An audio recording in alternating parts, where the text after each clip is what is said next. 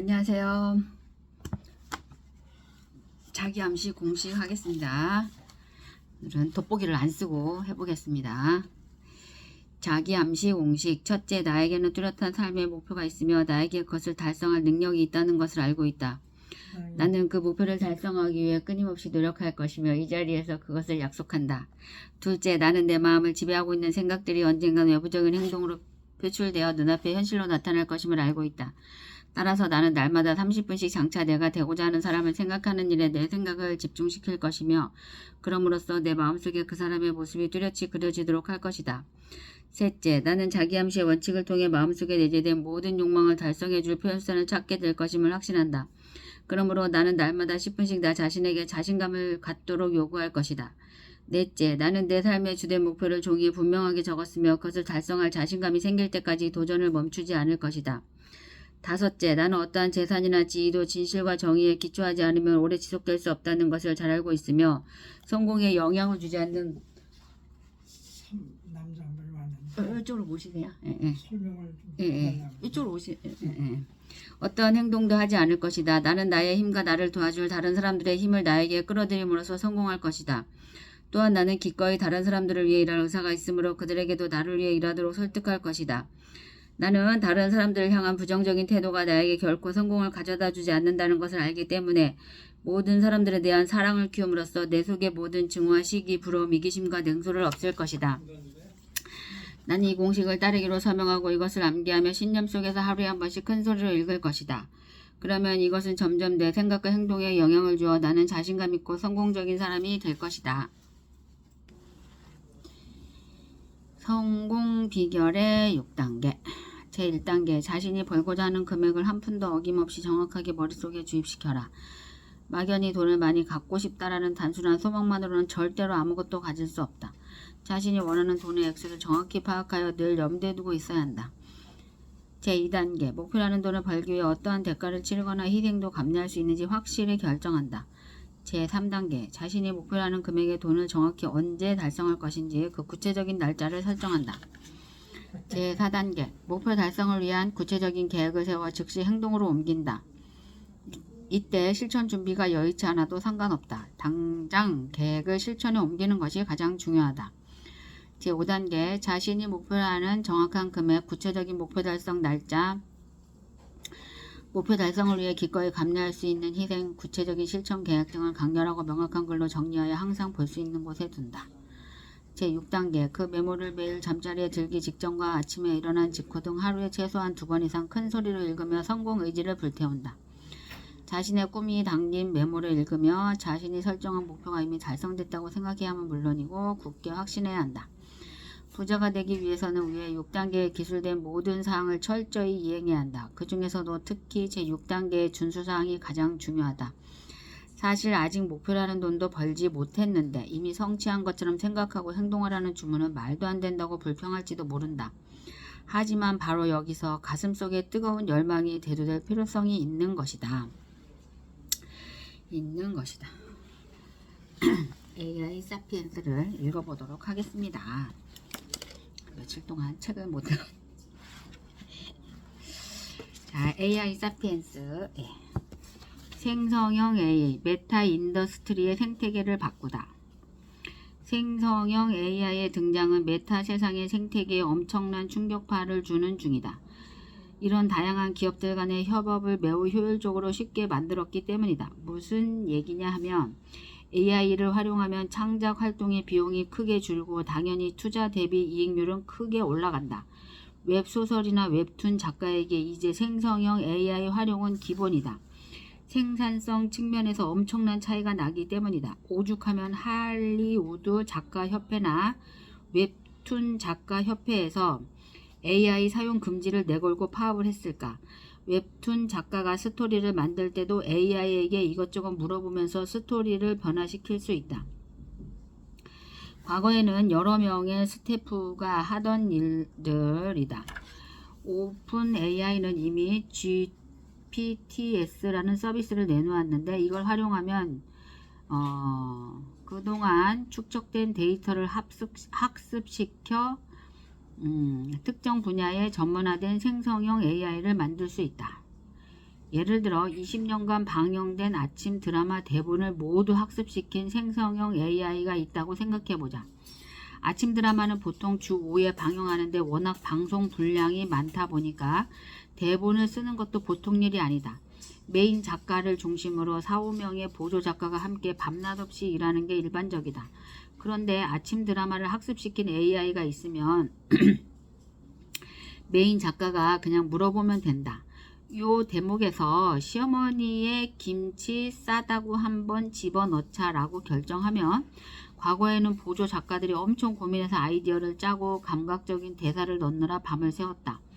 그런데 이 전문화된 AI는 요구사항을 넣자마자 스토리를 척척 내놓고 메인 작가의 마음에 들 때까지 계속 수정해준다. 1분에 하나씩 다른 스토리를 만들어줄 수도 있다. 심지어 24시간 밥도 안 먹고 잠도 안 잔다. 사람 관리하느라 쏟았던 에너지를 생각해보자.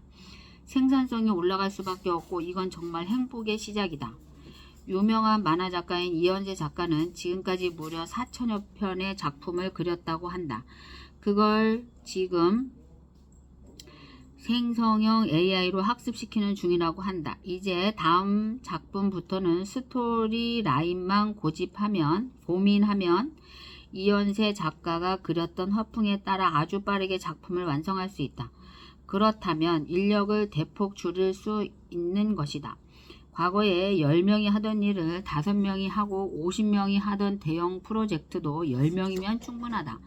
과거에 대규모 인력을 고용해 운영해야 했던 회사가 1인 스튜디오로도 충분히 업무를 소화할 수 있게 된 것이다.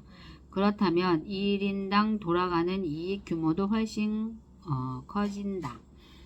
초기 투자 비용도 대폭 낮출 수 있다. 큰 사무실 임대도 필요 없고 재택근무로도 충분하다. 이렇게 되면 큰 오버헤드 비용을 감당하기 위해 굳이 거액을 주는 프로젝트만을 고집하지 않아도 되는 것이다. 물론 비싸게 받으면 이익이 커지니 좋기는 하겠지만 지금처럼 생존의 문제는 아닌 것이다.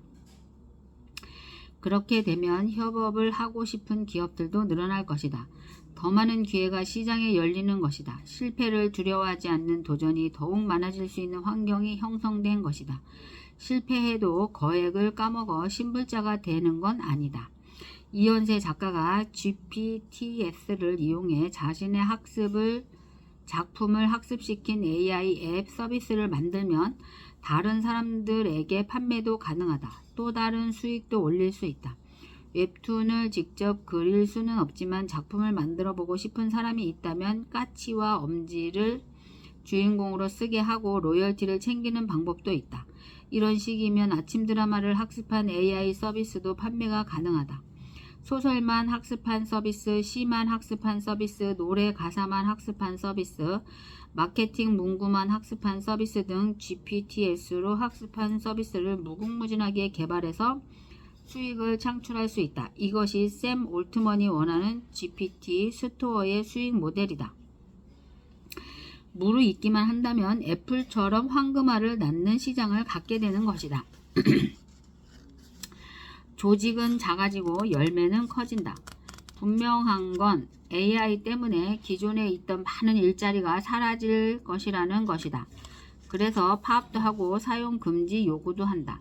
특히 경험이 적은 신인들이 일하기가 쉽지 않다.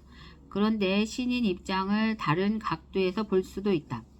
생성형 AI를 잘 활용하면 그림을 그리는 속도나 능력이 조금 떨어져도 내가 아직 신인이라 자본이 많지 않아도 회사를 차려 누구를 고용할 만큼 용기가 없어도 충분히 혼자 새로운 비즈니스에 도전해볼 기회가 생긴 것이다. 꼭 큰 회사에 취업해 하루 10시간씩 인생을 갈아 넣지 않아도 내가 나를 위한 비즈니스에 도전할 수 있게 된 것이다. 창업은 너무 어려운 것이 아니냐고? 원래 어려운데 큰 자본까지 말아먹으면 실패했을 때 너무 힘들다. 그런데 큰 자본 투자 없이 내 사업을 해볼 수 있다면 훨씬 나아진 것 아닐까? AI는 누구에게는 위기, 누구에게는 기회이다. 양날의 검을 제대로 활용할 것이냐, 배일 것이냐는 우리의 준비 여하에 따라 달라진다. 제조업과의 협업에서 AI는 역시 큰 역할을 할 수 있다. 웹툰 스토리 안에 상품을 녹여내려면 어떻게 캐릭터를 잡을지 AI한테 물어볼 수 있고 그 결과에 따라 제조 스펙을 만들 때도 당연히 활용할 수 있다. 보통 작가들이 상상도 잘하고 그림도 잘 그려내지만 실제 생산을 고려한 제품을 스펙을 정하는 건 쉽지 않다. 경험이 없기 때문이다. 그럴 때 AI는 큰 도움이 된다. 고집 센 제조업체 사장과 대화하기 쉽지 않지만 AI의 조언을 얻으면 훨씬 편해진다. 자, 이제 크리에이터가 제조기업과 협업해서 또는 유통기업과 협업해서 새로운 시장에 도전하는 일도 상당히 쉬워졌다. 둘 다 반드시 스타 작가여야 하거나 대기업일 필요도 없다. 거대 자본이 투입되는 일도 아니고 동시에 큰 이익이 남아야 하는 프로젝트도 아니다. 심지어 신인 작가들을 모아놓고 서로 경쟁시키는 오디션 방식도 가능하다. 투입되는 비용이 많지 않은 만큼 누구나 도전해볼 만한 일이고 대박이 난다면 메타 시장의 사이즈가 큰 만큼 이익 규모도 엄청날 수 있다. 그건 실력에 따라 결정하고 이익도 배분한다면 제조 시장도 웹툰 시장처럼 공정한 경쟁 체제가 형성되고 새로운 시장으로 자리 잡을 것이다.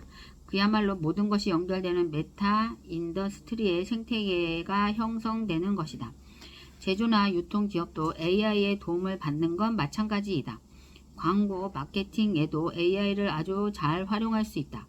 광고 이미지를 만드는 일은 보통 일이 아니다. 매체도 엄청나게 많아서 틱톡, 인스타그램, 페북, 쇼핑몰 등 기본적인 플랫폼에 올리는 자료를 만드는 것은 물론이고 쇼츠나 소개 영상도 제작해 유튜브로 엄청나게 뿌려대야 한다.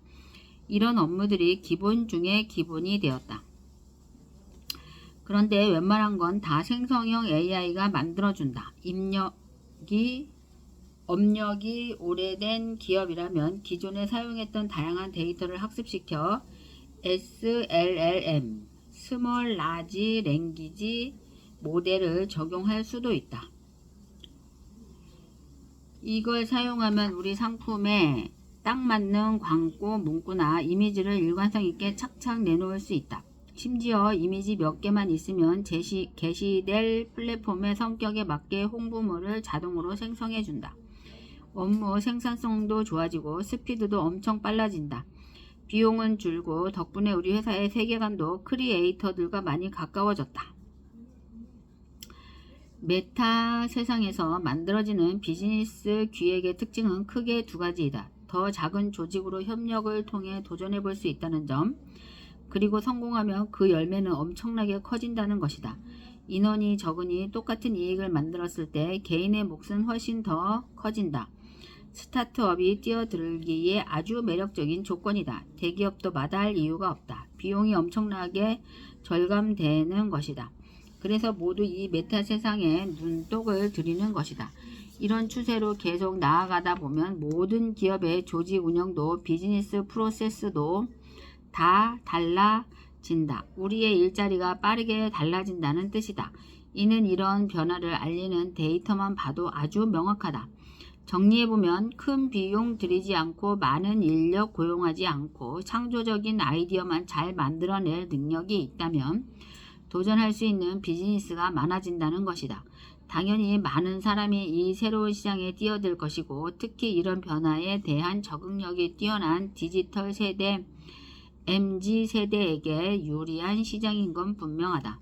특히 지금 대학생들은 모두 AI 관련 학습에 청춘을 불태우고 있다. 앞으로 5년이면 AI 실력으로 무장한 사피엔스들이 쓰나미처럼 일자리 시장으로 밀려 들어올 것이 분명하다. 그 새로운 AI 시대를 누구나 준비해야 한다. 어서 오세요.